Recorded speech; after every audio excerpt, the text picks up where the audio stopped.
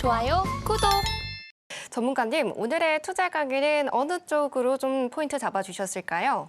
네, 주식 매매 777 전략을 말씀드릴 텐데 이 777 전략을 통해서 주식을 발굴하는 기준 그리고 주식을 어떻게 매매하는지를 여러분께 알려드릴 거예요.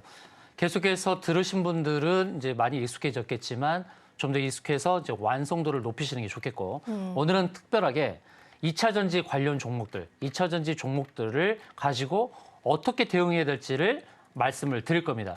제지수 기기 스시에 근거해서 네. 7가지 저항 자리 안내를 드리고 그리고 어떤 패턴인지까지 그런 것을 말씀을 드릴 테니까 꼭 방송을 끝까지 시청하시기 바라겠습니다. 자, 777 매매 전략 시작하도록 하겠습니다. 네. 먼저 7가지 매매 신호 제지수 기기 스시, 7가지 저항은 매도 자리, 7가지 지지는 매수 자리. 그래서 7가지 패턴, 한눈에 어떤 패턴인지 알아야 어떻게 대응할지를 알 수 있다라는 겁니다. 7가지 매매 신호에서 제재수 기기 쓰시는 재무 재료 수급, 기술적 위치, 끼부림 스케줄 시나리오. 왼편에 있는 것은 재무 재료죠. 펀더멘털 기준한 거. 그다음에 기술적 위치 끼부림은 테크니컬적인 건데 두 가지가 함께 가는 겁니다. 한쪽만 펀더멘털만 강조하면 안 되는 거예요. 재무가 좋은데 이런 말씀하시는 분이 있어요. 저는 어떤 종목에 대해서 매도로 봅니다라고 했는데 이거 회사 재무가 굉장히 좋은데 무슨 소리냐 이렇게 말씀하신 분이 계셔요. 아무리 재무가 좋아도 기술적 위치가 안 좋으면 의미가 없는 겁니다. 이따가 차트를 보면서 한 종목을 말씀을 드릴 거예요. 대표적인 종목이 바로 현대차입니다. 현대차는 너무나 재무가 좋죠. 그런데 왜 계속 하락을 했냐는 거예요. 그리고 하락의 끝자락에서 제가 매수 시그널을 드렸는데 거기서부터 왜 30%가 치솟았냐는 겁니다. 바로 그것이 재무가 아무리 좋아도 기술적으로 완성하는 자리가 있다는 겁니다. 하락의 중간 자리에서 턴하기는 어려워요. 그냥 이 재무가 좋아도 이 종목은 기술적으로 하방을 완성을 해야 되는 겁니다. 그것이 바로 현대차였거든요. 그것을 이따가 설명을 드릴게요. 그다음에 보는 게 이제 스케줄 시나리오거든요. 스케줄 일정이 있을 때 일정. 정부에서 정책에 대한 일정, 정부에서 어떤 날을 지정해놓고 그 날이 주어졌을 때 또 그 스케줄, 그리고 시나리오. 그래서 시나리오는 이제 어떻게 대응할 것이냐, 어느 위치에 왔을 때 주식을 살 것이다, 또는 어느 위치에 있을 때 주식을 팔 것이다라는 그런 경우의 수를 따져서 대응하는 것이 시나리오가 되겠습니다. 그다음에 7가지 저항, 이제 이 화면을 보지 않고 여러분들이 말씀하실 수 있어야 됩니다. 왜냐하면 주가라는 것은 변동이 심하단 말이에요. 그런데 이런 기준이 없다 그러면 그 변동이 심한 자리에서 매도를 놓치거나 매수를 놓칠 수가 있어요. 그러니까 이런 것은 그냥 숙지를 하시는 게 좋습니다. 7가지 저항은 중장기 이평선, 60, 120, 240, 그다음 일목균형표, 자릿수, 매물대, 피보나치, 쌍봉, 그리고 삼봉입니다. 지지는 반대로 중장기 이평선, 일목균형표, 자릿수, 매물대, 피보나치, 쌍바닥, 삼중바닥. 이거 외에는 없습니다. 이것이 바로 지지고 그리고 저항입니다. 이런 내용들을 알아야 매수와 매도 포인트를 정확하게 알 수 있는 거죠. 그다음에 7가지 패턴이 있어요. 차트는 이 7가지 패턴에 다 녹아져 있습니다. 이 외에 패턴은 없습니다. 7가지 패턴 이거 외에는 없어요. 어떤 차트를 한번 가져와 보시더라도 제가 어떤 패턴입니다. 제가 얘기할 수 있습니다. 이제 패턴을 익숙하게 해서 여러분들도 여러분이 보유하실 종목이 어떤 패턴이다라는 것을 볼 수 있어야 돼요. 명절에 물론 가족분들과 함께 즐거운 시간을 보내시겠지만 쉬시는 시간이 있다 그러면 한번 여러분들께서 내가 갖고 있는 종목은 어떤 패턴일까 한번 직접 분석해 보시기 바랍니다. 그래야만 여러분들이 발전하고 여러분들의 종목에 대해서 대응할 수 있는 안목을 키울 수가 있는 것입니다. 자, 이렇게 해서 이제 제가 전략 종목을 계속 가져오죠. 날이 지나면 지날수록, 일주일이 지나면 지날수록 목표를 채우는 종목들이 많아요. 목표를 채우는 종목들이 4종목에서 그 다음 주는 이렇게 늘어나죠. 9종목으로 늘어나죠. 목표를 채운단 말이에요. 이 목표를 채운다는 게 무엇일까? 계속 추적하는 것은 무엇일까? 이 추적하는 종목들이 결국 나중에 목표를 채우는 것까지 보실 수 있다는 것입니다. 목표를 계속 채워가죠. 또 신규 편입하죠. 이 편입한 종목들이 어떤 기준으로 편입이 됐을까? 목표를 언제 채우는지 이런 것들을 계속 따져보는 것이 중요하다는 것입니다. 그럼 어떤 패턴인가? 바로 삼봉은 주가가 이렇게 상승을 할 때 1, 2, 3, 세 번째 만나는 자리. 3이잖아요. 3. 세 번째 봉우리 자리. 거기가 매도 포인트다. 거기가 매수가 아니라 매도 포인트다. 자, 아미노로직스 이렇게 선 하나 그어놓고 계속 안내를 드렸죠. 어떻게 갈 것인가 계속 추적했더니 결국 세 번째 3봉 자리 왔더라는 것입니다. 물론 위로 오버슈팅이 나오긴 했습니다만 결국 어떻게 됩니까? 거기서부터 내려오죠. 더 내려오죠. 그러니까 여기는 매도 포인트지 결코 매수 포인트가 아니라는 것을 제가 강조하면서 말씀드리는 거예요. 코센도 이렇게 1, 2, 3 미리 그어 놓는 거죠. 여기까지 올 것이라고 미리 예상을 하는 겁니다. 예측. 주식은 예단은 하지 말고 예측은 하자는 거죠. 예측. 이 정도에 올 것이다. 예단은 하지 말자. 유연성 있게 대응을 하되. 자, 코센은 제재수 기기 스시에 부합하는 종목이었어요. 바나듐이라는 재료가 있었죠. 재무 좋았고 또 수급도 좋았고 기술적 위치 끼부림이 바로 과거에 있었다. 이렇게 상승할 때 가파른 상승세가 나왔기 때문에 주가 바닥을 기고 있지만 또 다른 상승을 준비하고 있는 것을 눈치를 챌 수 있어야 되는 거예요. 그리고 여기서 이제 매도 타점을 잡는 거죠. 그런데 그 다음 주에도 거기까지는 안 왔어요. 계속 추적했죠, 우리가? 추적했어요. 안 왔어요. 좀 더 보는 거죠. 코세는 노란 톡방향에서 매매를 했을까요, 안 했을까요? 당연히 했죠. 3분기는 자리 바라보면서 당연히 매매를 했죠. 30% 이상 수익을 기록했는데요. 자, 결국 왔죠. 앞서 설명드린 아미노로직스처럼 오버슈팅이 나오긴 했지만 결국은 내려오더라는 겁니다. 내려오죠. 그 위쪽에서 여기서 매도 못한 것을 아쉬워하는 분이 계실까요? 아니죠. 수익은 항상 옳다. 수익을 거두는 것이 옳은 겁니다. 여기서 매도 못하고 삼봉 자리에서 정확하게 매도했다 한들 뭐가 중요한데, 그죠? 수익이 중요한 거 아니겠습니까? 무엇이 중요한디 이런 수익을 거두는 것이 중요한 것이죠. 네. 자, 그다음 보시죠. 제이스텍도 기다렸죠. 결국 왔죠. 그렇죠. 기가 막히게 저타점에 왔다는 겁니다. 그래서 이런 모습을 보일 때에 가만히 계시지 마시고 여러분 종목 보세요. 여러분 종목도 끼를 부리는 것이 있다면 이러한 모습들을 보시라는 겁니다. 그래서 이런 것이 이제 삼봉이라는 거. 클라우드 니어 이런 용어도 처음 들어보시죠. 방송을 계속 보신 분들은 이게 어떤 용어인지 아실 거예요. 클라우드는 뭐예요? 구름층이고 니어는 가깝다. 그럼 무엇일까요? 그 구름층이라는 것은 바로 이런 겁니다. 구름층이 만들어지는 원리를 알아야 되는 게 이것이 바로 매물대입니다. 과거에 거리가 되었던 흔적들이 매물대로 표시가 되죠. 그럼 여기가 매도 타점인데 여러분들은 반성하셔야 돼요. 죄송하지만 이런 자리에서 사주기 때문에 계속 이런 패턴이 반복되는 거예요. 여러분들 당하지 마세요. 여기는 매도 자리이지 결코 매수 자리가 아니에요. 보르노이는 바로 이 타점에서부터 공략을 했어요. 노란 톡방에서 공략을 했고 여기까지 갈 것이라고 안내를 드렸어요. 그래서 수익반으로 옮겼습니다. 수익반. 그러니까 제가 이렇게 하는 겁니다. 이제 주식을 발굴해서 이제 언제쯤 수익반으로 옮길까? 또 손실이 있다 하더라도 손실반에 있는 종목들이 계속 수익반으로 옮겨지는 거예요.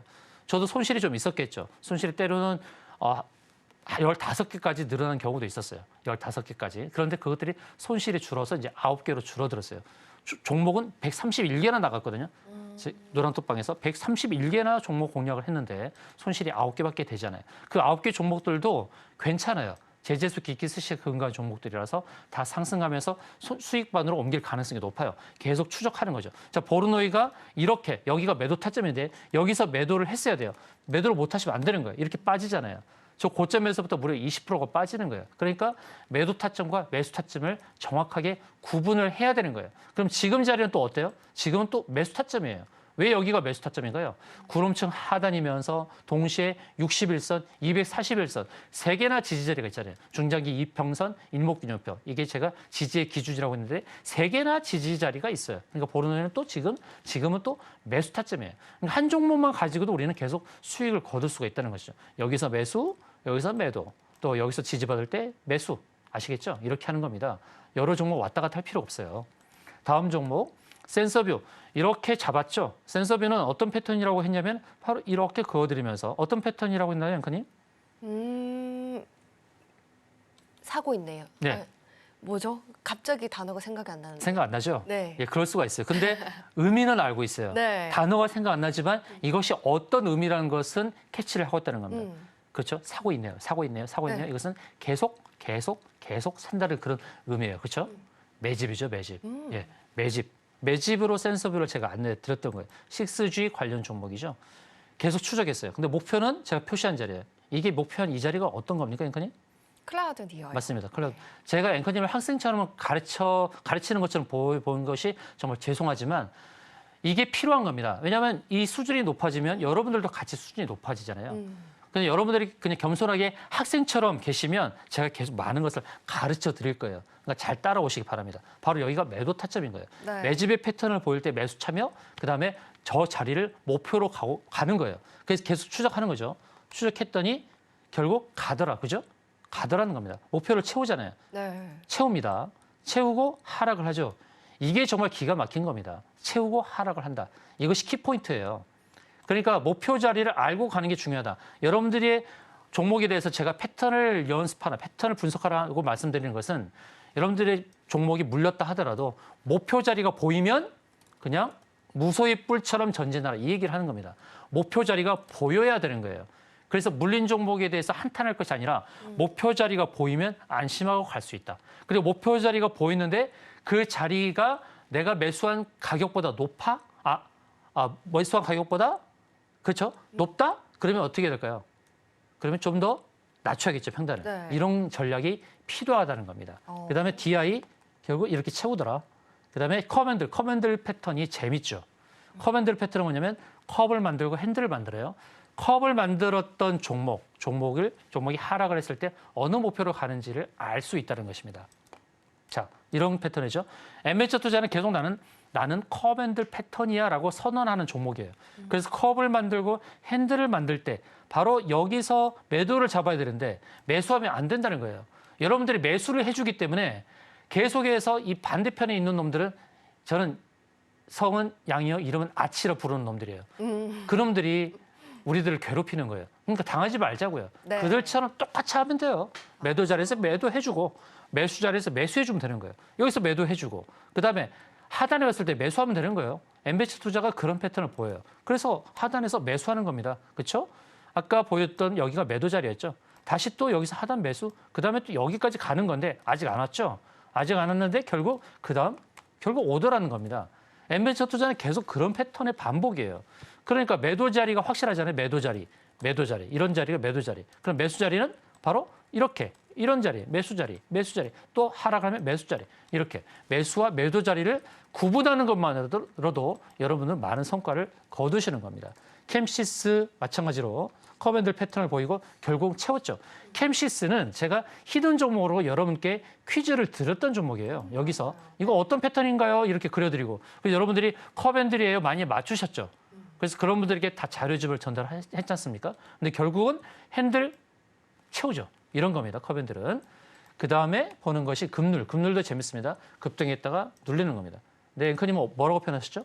감놀도 맞는 거예요. 갑자기 눌리니까. 네. 감놀이나 뭐 갑돌이나 뭐 그게 그거죠. 자, 급하게 눌렸다가 V자 만든다는 거. 이것의 핵심이 뭐냐면 제재수 기기스시에 근거한 종목들이 급하게 눌릴 때 눌림목에서 매수하자는 겁니다. 그러면 V자 반등해서 수익을 거둘 가능성이 굉장히 높아요.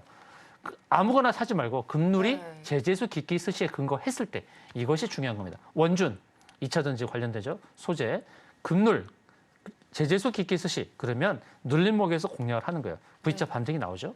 그다음에 매집은 바로 이런 거예요. 아까 센서뷰처럼 이렇게 바닥에서부터 횡보, 하락의 패턴이 아니라 옆으로 개걸음하는 횡보하면서 계속해서 사들이는 것이 한둘이 보이죠, 한눈에. 바로 이런 넥스트아이 100% 올랐습니다. 오킨스 전자 한눈에 보이죠? 매집의 패턴이 70% 올랐습니다. 대한금속 이것은 제가 퀴즈로 드렸던 거예요. 이것이 어떤 패턴일까요? 퀴즈로 드렸는데 정답은 매집이었죠. 네. 그다음에 목표가 어디예요? 센서뷰처럼 바로 클라우드 니어, 네. 클라우드 니어까지 결국 추적을 했더니 2주차, 3주차에 결국 오더라. 이 수익률이 무려 60%입니다. 자, 완전 바닥은 바로 실적이 좋고 제재수 깊게 스시에 근거한 것들이 바로 채널 하단을 완전히 채울 때, 구름층 하단을 채울 때, 주봉에서 네오위즈 같은 종목 바로 저 자리 매수라는 거죠. 구름층이죠. 구름층 하단이고 삼중 바닥. 저희가 바로 매수 타점이다. 현대차. 제가 현대차에 대해서 강조를 했죠. 현대차를 왜 공략을 했냐. 바로 구름층 하단. 너무나 저평가되어 있고 PBR이 낮은데 저 하단까지 채우더란 말입니다. 저희가 바로 급소죠. 매수 급소예요.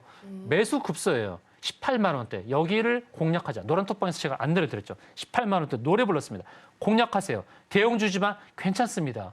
저평가 종목입니다. 사상 최대의 실적을 거뒀는 이 기업 지금 사야지 언제 사야 합니까? 샀더니 어떻게? 급등이 나오죠. 36%입니다. 36%. 와. 자, 이제 2차 전지 관련주를 빨리 알아보죠. 어떤 패턴일까요? 자, 테슬라를 먼저 보죠. 미국 테슬라. 테슬라 주봉을 보니까 구름층 하단을 채웠어요. 이제 여러분 2차 전지 종목에 이제 안심하셔도 되는 거 아닙니까? 테슬라가 주봉을 채우고 아래 꼬리를 달았어요. 다른 종목들이 막 오를 때, 엔비디아 사상 최고가 기록할 때, 애플 막 오를 때 테슬라가 하락을 했어요. 그런데 결국 하락을 한 이유는 실적도 문제였겠지만 바로 기술적으로 완성을 하더라. 아시겠죠? LG에너지솔루션 바닥입니다. 클라우드 니어예요. 클라우드 니어 저기까지 가는 겁니다. 걱정 마세요. 에코프로비엠 역시 클라우드 니어죠. 목표하는 게 보이죠? 1차 목표. 에코프로 마찬가지죠. 이게 이 목표를 모르시겠다고요? 똑바로 들어오십시오. 다 알려드립니다. 포스코 퓨처엠 마찬가지죠. 2차 전지 좋은 것들 다 상승으로 턴하고 있는 시점에서 목표가를 모르시면 안 되겠죠. 자, 히든 종목까지 할까요? 이따 하겠습니다. 좋아요, 구독.